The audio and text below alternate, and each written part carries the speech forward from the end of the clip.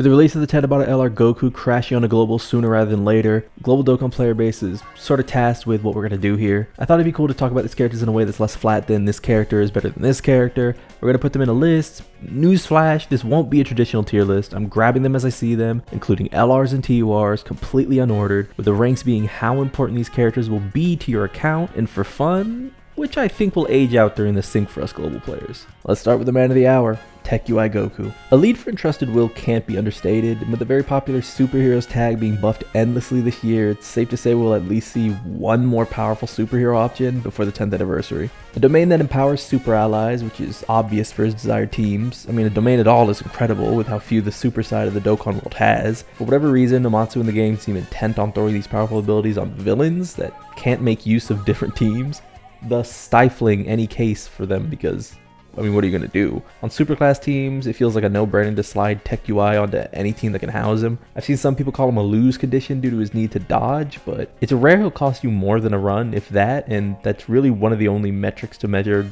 efficiency in Dokkan. I don't think he'll age out for a long while unless you start dropping fights that instantly cancel dodge before he can pop his domain. He goes here. I'm gonna rip the band-aid off. Beast Gohan is the best character in Dokkan still, and we're seeing both the global side of Twitter come to grips with missing him on his banner, as well as eye roll how effortless he makes running events. While I'm still grieving the loss of my own summons, which resulted in a whopping 0 Beasts, I'm not gonna sit here and say it's gonna affect my judgment. Beast is the best, period. Tech UI Goku could have transformed and possess a higher all-time peak, but this is turn-gated. You pick Beast Gohan, you win. He goes up here. These EA Year 6 LRs are obtusely powerful. They feel ridiculous. It looks to me that Dokkan's hammered in the importance of strong easy A's, and in a pinch these guys can even look like competent slot 1s. Goku especially can make miracles happen. Sooner rather than later, that luck will run out, but until then you're dealing with a guy that shifts through boss supers like Madara bodying a bunch of jobbers with families. Vegeta feels almost unstoppable in slot 2 and 3, and in most instances will look like the flawless juggernaut of the two, but that revive condition can go from a breeze to brutal. The better of them currently, but Easy A UI Goku looks to be the better aging going forward. Both go here.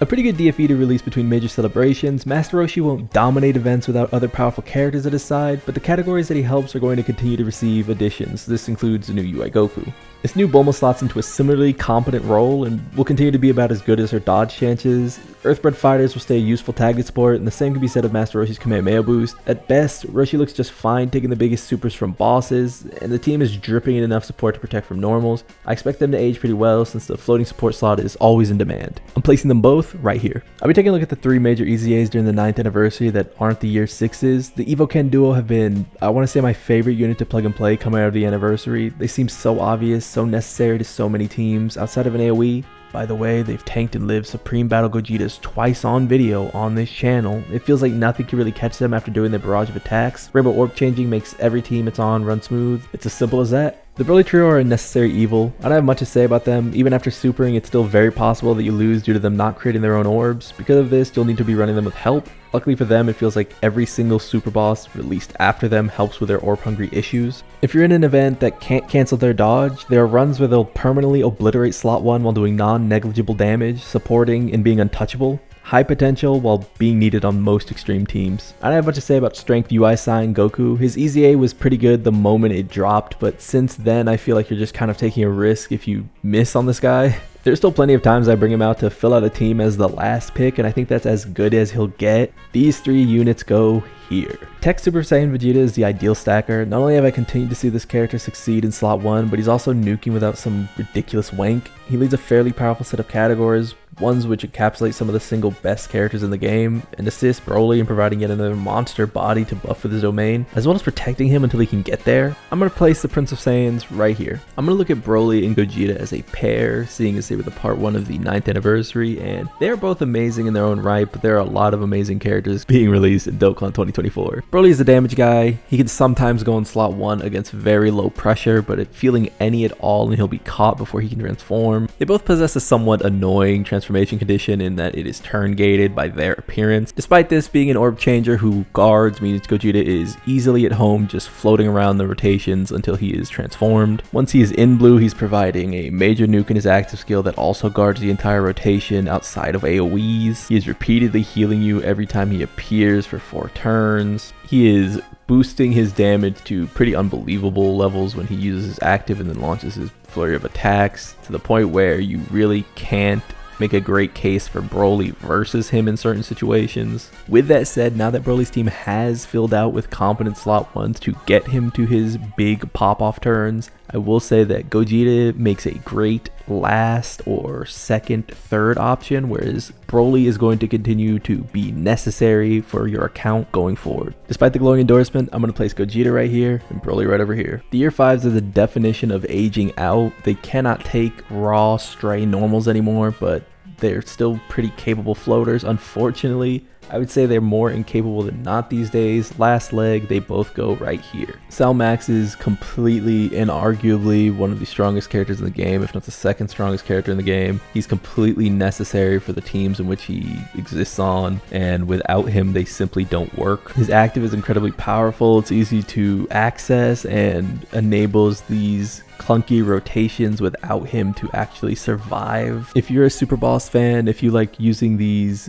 big villain teams, if you like using these teams led by the antagonists of the Super Series, then, well, Cell Max is going to go right here. Easy A Tech Jiren already feels like a character that's aging out from last year, even though he had just released on JP Dokkan. He's the definition of mid. He doesn't do anything particularly special. Sometimes he's able to put up big numbers, but who isn't these days? His unwieldy conditionals that don't really need to be there because they don't activate something particularly special make him a chore to use, and while he's fine for giving Jiren links, AGL Jiren, by the way, it's not much more than that. AGL Jiren, on the other hand, is a pretty solid unit for where he exists, his space. He fills out a team. He's almost impossible to kill in the slot 2 and 3 slots, which you're going to find out that's kind of where he's going. A standby that gives you more than a free turn that you can delay for a long while to just continue pumping both a competent tank and support. I'm going to drop the Jirens right around here. I'm placing Orange Piccolo and Bulma in the same space because they're both sort of the gods of 2023. Orange Piccolo, who works best now to me as a floater, providing the unit super attack with Beast Gohan. Bulma, who is basically unstoppable if she's just wandering around rather than tanking in slot 1 like she used to. If you're a new player, relatively new player, don't feel bad about pulling either of these units. They're pretty useful on pretty meaningful teams, but they're past their prime certainly. If you're an old player, you already know. I don't need to say much more for them. I'm placing Orange Piccolo and Bulma in the Orange Piccolo and Bulma spot, functionally capable floaters. You already know the vibes. Easy A, Golden Frieza, and 17, as well as the Reps of Universe 7 team, are both pretty good in their own right. There's not too much to say about either. They're very flat, powerful characters who attack multiple times, crit on their kits. Just a lot of powerful mechanics thrown onto a unit. Dripping in conditional damage reduction, dripping in conditional attack and defense. Just, they are what they are. You're going to run them on the team that they want to be run on, and in that case, second or third pick is where they belong. I'm putting them both right here. Rose and First Form Frieza represent the same problem on two different sides of the same coin. You got Rose, who got a lot of help, obviously. He has a very unique style of attack, but is also somewhat similar to what the Frieza is doing, and just being characters that want to shit out damage with multiple supers over the course of a turn, or multiple additional normals over the course of a turn. First Form Frieza, by comparison, has gotten none of that love. This was obviously going to be the year of super bosses. They added the category in the anniversary, and much like last year with Power of Wishes, when they add one, they're going to add to it. There is still the opportunity to bring this character back, but for now, if I'm looking towards the future, First Form Frieza is on his last leg. The 10th anniversary is fast approaching for both Global and JP, a synced anniversary where they're going to no doubt try to power creep the characters out so that the most people possible pull during this hype celebration. If they don't get Frieza a Namek celebration soon, say for Worldwide or something similar, I just don't see it being made up. We already know that Daima's coming in October. There's just no way. He needs it now. I'm placing Rose here, First Form Frieza here. Stack God Tech Gohan, as well as his partner in crime Ultimate Gohan, feel pretty alright for their circumstances. When they first released, I felt like they were on top of the world. They were clear designed for the content in which they succeeded out. As Global has gotten the 9th anniversary content, I'm noticing more holes in their plan. That said, while they don't apply any sort of huge sweeping support or do anything that is sort of special in their niche, they are a solid option, especially on the team that they exist on. In the interest of being super fair to Tech Gohan, who really does shine where AGL Gohan flounders, all of my time using Tech Gohan is making him do what he really shouldn't need to do, which is hold down the slot 1 so that AGL Gohan can function. Because of this circumstance, I'm going to put Tech Gohan a bit higher and AGL on his last leg. I feel like this is the type of character that is going to age out pretty soon. Let's say here and here. This is one of my favorite instances of Dokkan Twitter misreading the room. Super Buu just feels like a monster compared to the Vegito duo. He's flexible with non-conditionals on every team that he's on. He's a dodge character, which means that he'll be pretty good going forward. He stacks slightly. Not the most damage you'll ever see, but useful enough. He heals, he transforms easily. Right now, he's sort of tied to the Majin Buu team, but if he needed to go on other extreme teams, he simply could. That just makes him invaluable for your account. Meanwhile, while the Vegito is strong when he's out, more often than not, you will just not see him. For that reason, I'm going to drop him to a role that fits my experience actually running him, and I have run him a lot. You gotta remember, he's one of the more important characters on Global because we've been waiting on the anniversary and we got him early. As it goes with super units, they also just have a much harder time getting onto teams because it's just so clogged. Unless you want to use him, you don't really need to bring him. Bootanks, on the other hand, is so useful in so many teams, and if your account has him, you're just stronger across the board for it. This should be a character you see very often, especially when completing those pesky extreme missions. I'm going to be placing Bootanks up here and placing the fusing Buu duo right here. God Topo is the monster that no one saw coming. If his name was Gohan, if his name was Trunks, if his name was Goku, if his name was Vegeta, you would never stop hearing about how God Topo is the strongest unit in Dokkan. If you love Vegito, if you love Gogeta, you wish they were as strong as God Topo is.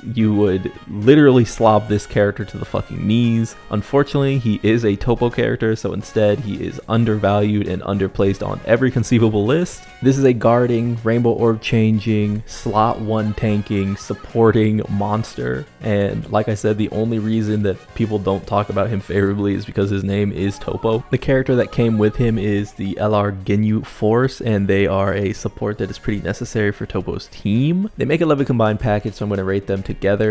And you know what, for the fuck of it, let's throw the Gammas there too. The Gammas managed to give Topo 4 links, which is pretty remarkable for their very stark difference in character types. They're the type of support that you dream of, but their only issue is that Superhero is currently packed with characters that do what they do while not providing their sometimes lose condition. For whatever reason, these three just represent peak at their highest form. Special Pose is banging because of them, and that's really funny to me. This is probably going to be the most controversial placement on this list, but because of their leader skill, yeah, fuck it. I'm giving it to Topo, dude. Topo is going here, the Gammas and the Ginyu Force are going here. Wait, I just realized I never placed Dodoria with Frieza.